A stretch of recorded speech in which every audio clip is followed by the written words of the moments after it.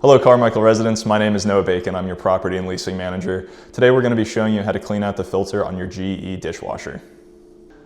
So we're going to start over here at your dishwasher. Obviously the first step to locate the filter is going to be to open up the unit. So you're going to come over here, you're going to slide the bottom rack out, and we're actually going to take the bottom rack and just take it out and move it to the side so it gets a little bit out of our way here while we have a little bit more attention to the unit itself with the filter. So the filter you can see is right here in the front of the unit. I'll actually use my left hand, give you a little bit more space. And it's locked in. You can see the two arrows here. So we're going to turn it counterclockwise and it's actually going to come unlocked now. Now that it's unlocked, you can take it up and slide it out. And I'll show you this filter because we haven't cleaned it in this video, but it's going to be probably about every month, every 2 months, you're going to want to clean this out. You're going to see that gunk build up. And with that gunk build up, you're going to see your dishes over time start to not get as clean when you're running the unit. And you're going to have it smell a little bit and can actually have the unit deteriorate a lot faster. So we really highly recommend cleaning this out.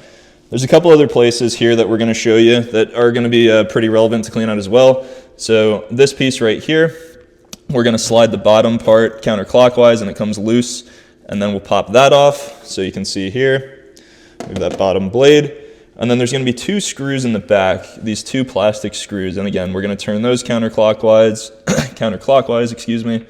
And they come off very easily, and you can start to see these. These are definitely pretty dirty after, I would assume this unit just hasn't been cleaned out yet. So those two pieces, and then the last piece that we're going to have is going to be this little cage right here. And this is where you're going to see the most gunk and buildup. You can already start to see it there on the bottom. So this we're going to clean out as well. So these pieces we're all going to take and clean out. So you can see the unit right here. Everything is out. Everything is probably been about a year since it's been cleaned.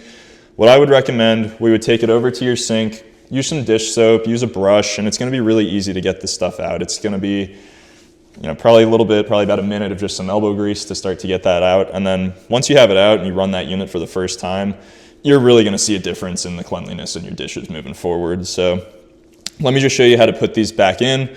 We'll clean them after this video and get this thing looking top notch. But again, I just want to show you how to put it back into the unit. So we'll put that plastic cage right over top first. We'll take the two plastic screws here that go in the back. We'll turn them clockwise. And you don't have to go too tight, just so it's taut. You won't hear a click on these, but you'll just start to feel a little bit more tension as you start to turn them clockwise. So you can see that's in place now, the cage. This piece is a little bit tougher, the blade at the bottom. So you're going to be putting it on the top, and you're not going to screw the top because the blade is going to be turning, obviously, when you have the dishwasher running. What I'll do is I'll hold the top, and you're going to screw the bottom tightly. So it's maybe a little bit tough to see, but you can turn that bottom unit, and now you can see it's on there pretty snug. So that blade is ready to go. And then the last piece, obviously, is going to be your filter. Have it set in here, and then turn it clockwise until it turns to both arrows. So you have the arrows lined up, and it's ready to go. And then the last thing that I'll do, we'll just put that bottom rack back in. Should be easy enough just to line it up here, and then we'll slide. And then the last piece that I'll actually mention, Jared, if you could come over here real quick. The last piece I would mention, just briefly going through, is taking a Clorox wipe and sliding it across here. You'll start to see some gunk and buildup on this bottom part of the door.